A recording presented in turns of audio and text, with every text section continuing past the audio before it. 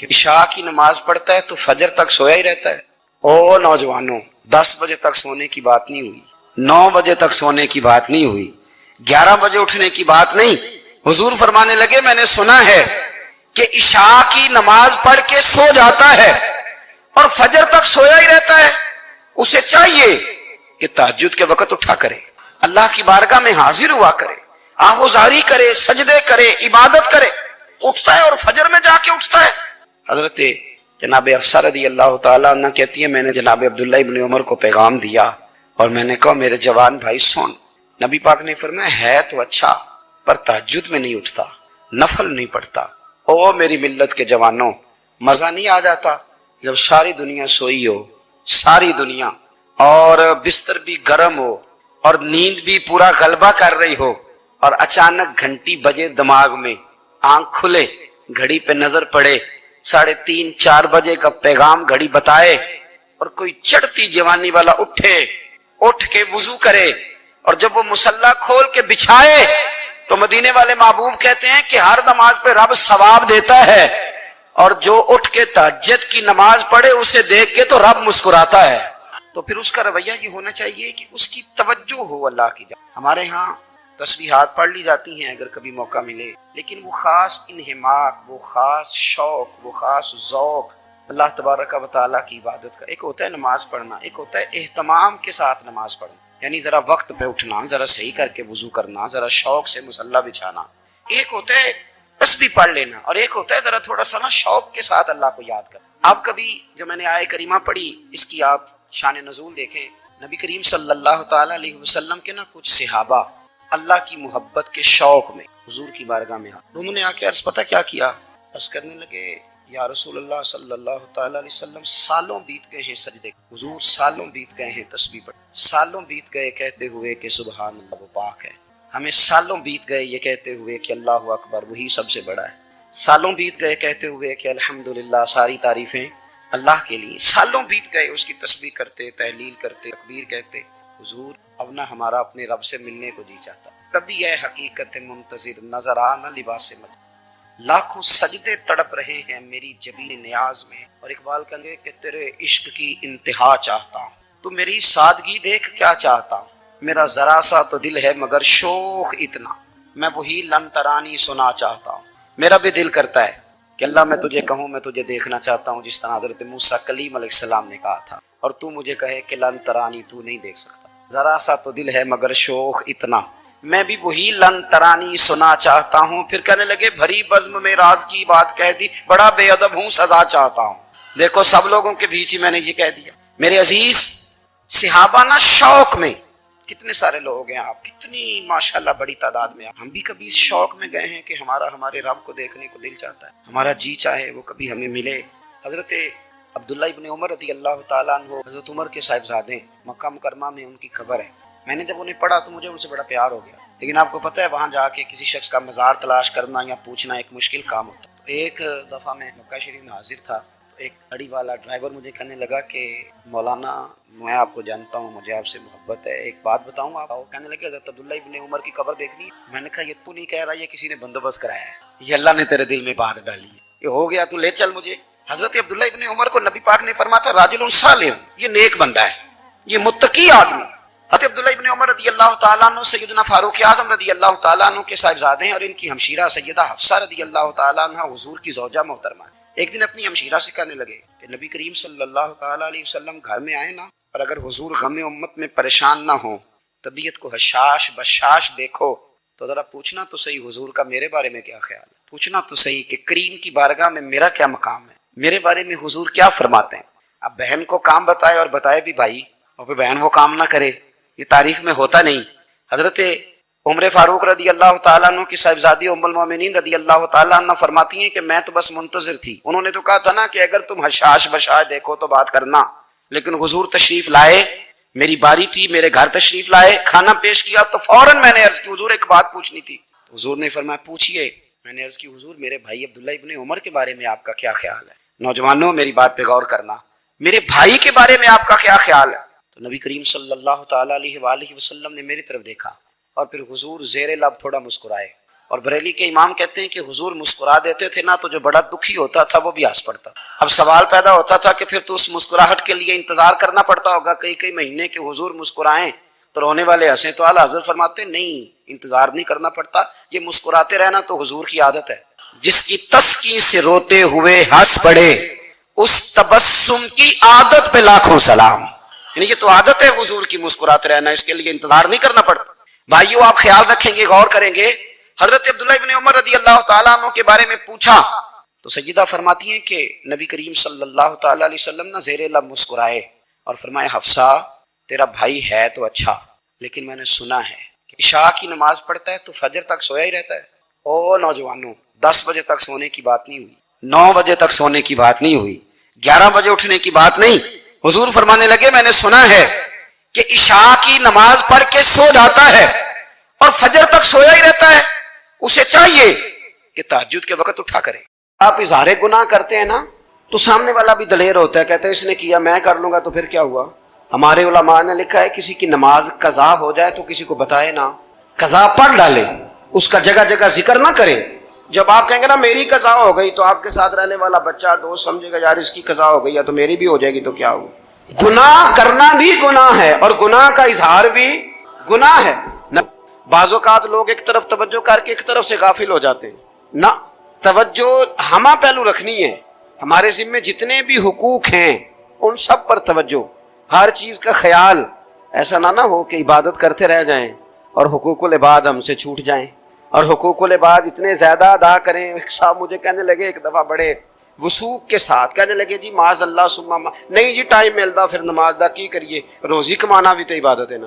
تو میں نے کہا آپ نے عبادت کرنا ایک حصہ قبول کیا ہے، آپ نے کل عبادت نہیں قبول کی. عبادت کل ہے ہمہ پہلو، ایک حصہ آپ قبول کر کے نکل گئے اور باقی آپ نے چھوڑ دی. تو کسی ایک طرف سے بھی غافل نہیں ہونا. جتنی ذمہ داریاں ہیں، جتنی ڈیوٹیاں ہیں، ان سب کا خیال.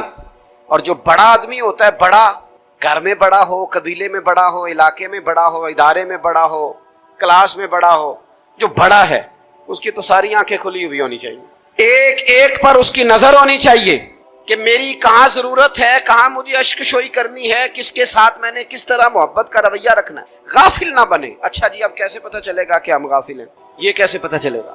آپ کسی بندے سے بھی پوچھ لیں حالات کیا ہیں تو کہتا ہے اللہ کا شکر ہے کبھی کسی کا دل نہیں دکھایا، اللہ کا شکر ہے جی زمانہ ہو گیا 5 نمازیں پڑھتا، اللہ کا شکر ہے جی. کیسے پتہ چلے گا غافل ہے؟ پہلی علامت ہمارے علماء اور صوفیاء نے غافل بندے کی لکھی ہے. اس آئینے میں میں نے اور آپ نے اپنا آپ دیکھنا ہے. غافل بندے کی پہلی علامت یہ ہوتی ہے کہ وہ دنیاوی کاموں میں چست ہوتا ہے اور اللہ اور اس کے رسول کی فرما برداری میں سست ہوتا ہے.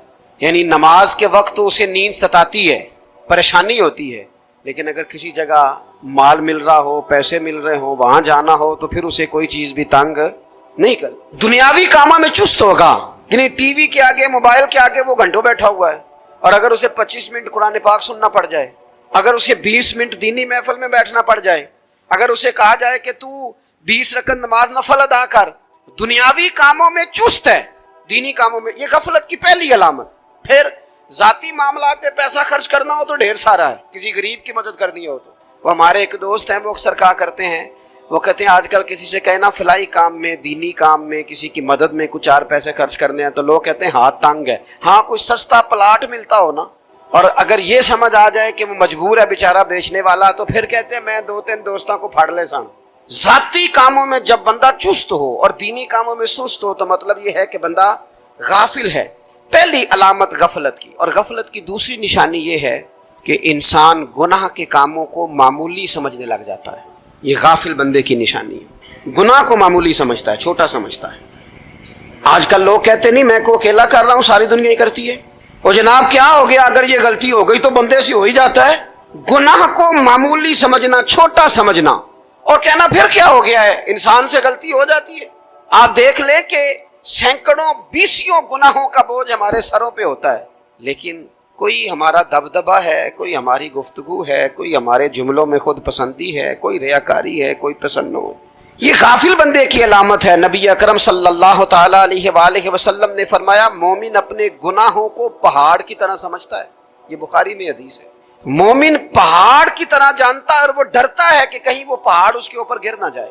یعنی کہیں مجھے میرے گناہ کی سزا نہ مل جائے. چھوٹے گناہ کو بھی پہاڑ جانتے, یار مجھ سے غلطی ہو گئی, مجھے ٹھیک کر لینی چاہیے, مجھے معافی لے لینی چاہیے, مجھے توبہ کر لینی چاہیے. مومن اپنے اوپر گناہ کو پہاڑ کی جانب سمجھتا ہے.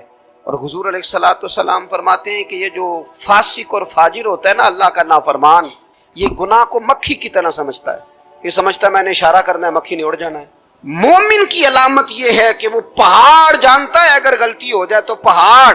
امام اعظم ابو حنیفہ رحمۃ اللہ علیہ گزر رہے تھے تو بارش ہو گئی تھی اور کوفہ میں کیچڑ تھا, تو آپ نے جو جوتے پہنے ہوئے تھے ان جوتوں سے چلتے ہوئے نا آپ کے پاؤں سے کچھ مٹی اڑی, تو سامنے ایک یہودی تھا, اب اس زمانے میں دیواریں کچی ہوتی تھی, اس کے دیوار پر جا کے وہ مٹی جو تھی وہ لگ گئی. اب امام صاحب بڑے پریشان ہوئے کہ میں نے اس کی دیوار کو آلودہ کر دیا. یہاں تو لوگ اپنی اینٹیں رکھتے رکھتے کئیوں کی دیواریں توڑ ہی دیتے ہیں, اور پھر وہ اس پر ماننے کو بھی تیار نہیں ہوتے, تسلیم کرنے کو بھی تیار نہیں ہوتے. وہ کہتے ہیں پھر کیا ہو گیا, اب ہمارا یہاں گھر ہے تو ہم نے ٹرالی منگوانی نہیں تھی, ہمارا حق بنتا تھا.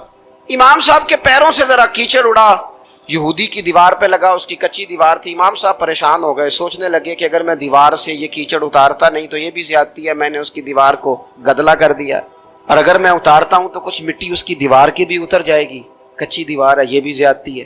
مومن گناہ کو پہاڑ کی طرح سمجھتا ہے کہ کہیں گر نہ جائے, اس کی بھی کہیں سزا نہ مل جائے. امام صاحب نے اس کے دروازے پہ دستک دی, وہ باہر آیا تو اتفاق سے وہ آپ کا مقروض بھی تھا, اس نے پیسے دینے تھے. باہر نکلتے ہی کہنے لگا اوہو آپ تو قرض لینے آ گئے, میرے پاس تو ابھی گنجائش نہیں ادا کرنے کی. تو امام صاحب کہنے لگے تو قرض چھوڑ, وہ میں نے معاف کیا, میرے سے غلطی ہو گئی ہے. میں آ رہا تھا, لکڑی کے جوتے اس زمانے میں کھڑاؤں لوگوں نے پہنے ہوتے تھے, کہا وہ میرے پیروں سے ذرا کیچڑ اڑا ہے, تیری دیوار پہ لگ گیا ہے. اب میں بڑی دیر سے کھڑا سوچ رہا ہوں کہ اگر میں تیری دیوار صاف نہ کروں تو میں نے یہ میلی کر دی, گدلی کر دی, یہ بھی بات درست نہیں ہے, زیادتی. اور اگر میں اسے صاف کرتا ہوں کچی دیوار سے کچھ مٹی اتر جائے گی تو یہ بھی زیادتی ہے. اب تو بتا میں کیا کروں. تو بے موسمہ پھل تھا نا یہ, تو بے موسمہ پھل دیکھ کے بندہ حیران ہو جاتا ہے. جو باتیں روٹین میں نہ ہو رہی ہوں وہ ذرا انوکھی لگتی ہے, بندہ حیران ہو گیا. غور سے امام صاحب کا چہرہ دیکھنے لگا, غور سے چہرہ دیکھنے لگا. تو پھر تھوڑی دیر سوچنے کے بعد کہنے لگا حضور پہلے میں نے دین اسلام کے بارے میں پڑھا اور سنا تھا, آج میں نے دین دیکھا ہے.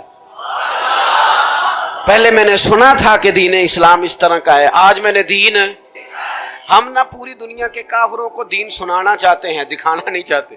ہم نیک نظر آنا چاہتے ہیں, نیک بننا نہیں چاہتے. ہم نیک نظر آنا چاہتے ہیں. نتیجہ کیا نکلتا ہے کہ کچھ عرصے کے بعد پتہ چل جاتا ہے بندہ کس لیول کا نیک ہے, کیا معیار ہے اس کی نیکیوں کا. کہنے لگا حضور پہلے میں نے دین سنا تھا, آج دیکھا ہے. آپ وہ مٹی کی دیوار پر جو کیچڑ لگ گیا ہے, دیوار کو بعد میں صاف کیجئے گا, پہلے کلمہ پڑھائیں تاکہ میرے اندر کا کفر صاف ہو جائے, مجھے مسلمان کر دیں. تو غافل آدمی جو ہوتا ہے نا, وہ پھر تیسری بات, جب بندہ بہت زیادہ غافل ہو جاتا ہے پھر اعلانیہ گناہ کرنے لگتا ہے. ایک گناہ پھر اس کا اظہار گناہ. ایک بندہ حدیث پاک میں آتا ہے, ایک بندہ رات کو کوئی غلطی کرتا ہے, اللہ تعالیٰ اس پہ پردہ ڈال دیتا ہے, لیکن وہ سویرے خود لوگوں کو بتاتا پھرتا ہے میں نے یہ کیا, میں نے یہ کیا. جب آپ اظہار گناہ کرتے ہیں نا تو سامنے والا بھی دلیر ہوتا ہے, کہتا ہے اس نے کیا میں کر لوں گا تو پھر کیا ہوا. ہمارے علماء نے لکھا ہے کسی کی نماز قضا ہو جائے تو کسی کو بتائے نہ, قضا پڑھ ڈالے, اس کا جگہ جگہ ذکر نہ کرے.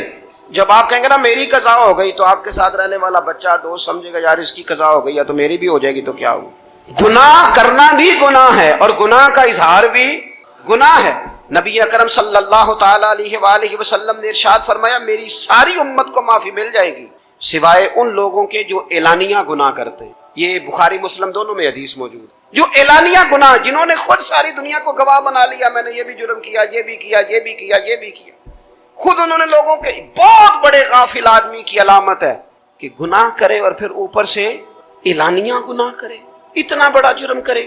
پھر چوتھی علامت اگر ہم دیکھنا چاہیں کہ ہم غافل تو نہیں, تو غافل بندے کی چوتھی علامت یہ ہوتی ہے کہ وہ فضول کاموں میں وقت بڑا ضائع کرتا ہے. فضولیات میں ادھر بیٹھے ہیں ادھر بیٹھے ہیں, یہاں گپ شپ ہو رہی ہے, وہاں موبائل دیکھا جا رہا ہے, پھر کچھ ٹائم ملا ہے تو پھر کہیں دور دراز کسی ہوٹل پہ کھانا کھانے چلے گئے, پھر کچھ ٹائم ملا تو چلو نکلتے ہیں ذرا کوئی ہفتہ سیر کر آتے ہیں, یہاں گپ شپ ہے, فلاں کو ڈسکس کر لیتے ہیں, فلاں کے بارے میں بات کر لیتے ہیں, سیاسی تبصرے کر لیتے ہیں, یہ تھوڑی گفتگو ہو جاتی, چلے محلے داروں پہ تبصرہ شروع کرتے ہیں, کون روٹی زیادہ کھا رہا ہے اور کس کے پاس پیسے زیادہ آ گئے, چلو جا کے پتہ کرتے ہیں، حالانکہ یہ پتہ نہیں کرنا چاہیے تھا، پتہ تو اس کا کرنا چاہیے تھا جو بیچارہ کل سے بھوکا ہے، خبر تو اس کی رکھنی چاہیے تھی جس بیچارے کے گھر میں بچوں کے لیے پہننے کو کپڑے موجود نہیں ہیں، اس پر تبصرہ یہ کرتے ہیں کہ یہ محنت کیوں نہیں کرتے، اور اگر کسی پر اللہ عطا کر دے پھر حساب ضرور لگاتے ہیں کہ ذرا معلومات کرو یہ اتنی جلدی آگے کیسے نکل گئے۔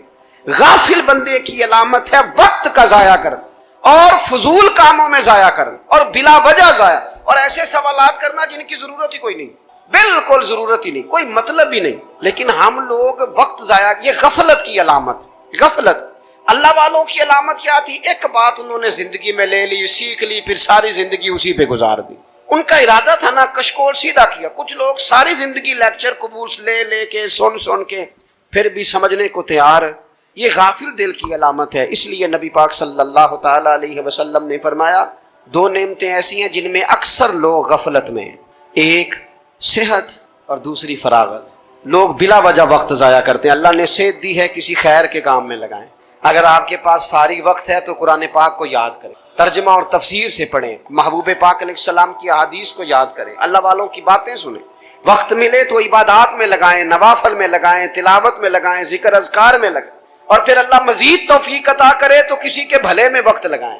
گلی سے کوئی کانٹا اٹھائیں، کوئی روڑا اٹھائیں، کوئی کسی کی مدد کریں، لیکن یہ غافل ہونے کی علامت ہے کہ اپنے وقت کو ضائع کرنا۔ اور پھر اسی طرح غفلت کی پانچویں علامت یہ ہے کہ اگر بندے کو دنیا سے پورا پیار ہو جائے، یعنی شب قدر میں بھی آ کے کہتا ہے یا اللہ کبھی پیسے دے دینا، شب برات والے دن بھی کہتا ہے کہ مالک اگر کبھی کوئی ایسا سبب لگ جائے نا، یعنی بیت اللہ شریف کے سامنے کھڑے ہو کے بھی اگر اس نے مال ہی مانگنا ہے، وہاں بھی اس نے یہی سوال کرنا ہے، حب دنیا اتنی غالب آ جائے، تو یہ غافل ہونے کی علامت۔ دنیا ضرورت ہے، مقصد نہیں ہے، دنیا کی حاجت ہے، مقصد نہیں ہے، یہ مقصود نہیں۔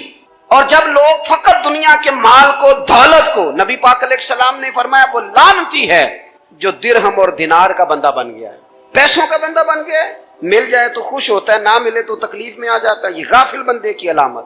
مومن تو وہ ہوتا ہے کہ دولت رزق حلال ضرور کماتا ہے تاکہ کسی کے آگے ہاتھ نہ پھیلانا پڑے، کوشش ضرور کرتا ہے، پر دنیا کو جیب میں جگہ دیتا ہے، دل میں نہیں دیتا۔ اس کی جگہ جہاں ہے اسے وہاں رکھتا ہے، اسے دل میں جگہ، دل تو ایک ہے، اس میں رب رسول کو بسائیں گے یا کسی اور کو بسائیں گے؟ تو حب دنیا یہ غافل ہونے کی بہت بڑی علامت ہے۔ پھر اسی طرح جو بندہ رب کریم کو جانتا نہیں نا وہ بھی غافل ہو جاتا ہے۔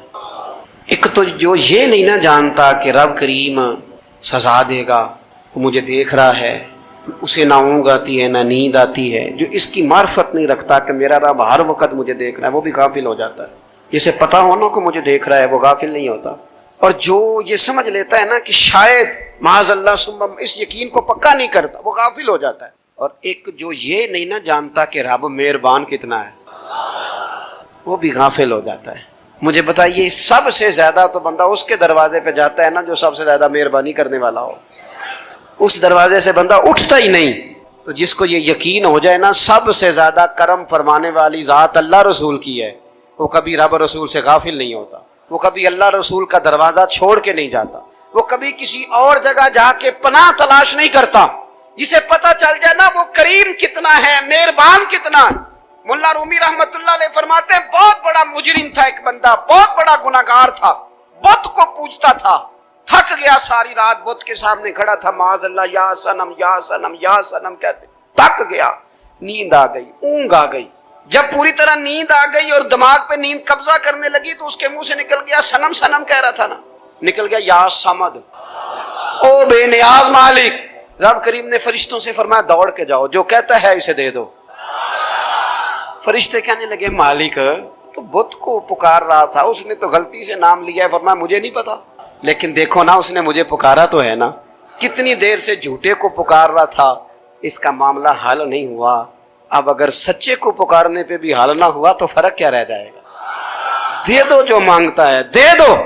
میرے دوست گھر پتہ چل جائے وہ کریم کتنا ہے، وہ مہربان کتنا ہے۔